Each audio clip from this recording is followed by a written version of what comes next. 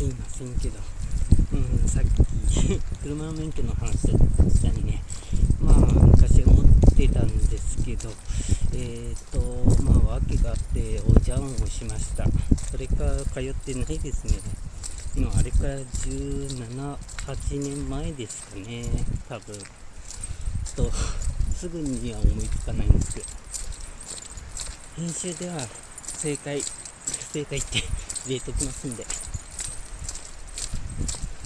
結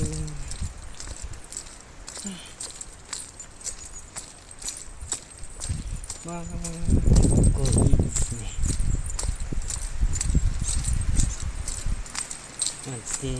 さっき言ったように免許持ってないから、それで自転車で来てますね。自転車も健康的にいいから、よしとしましょう。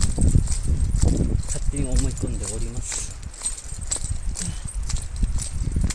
でも風もあって気持ちいいし、春っていう感じも春ですね。もうすいません、手ぶれが相変わらずひどいですね。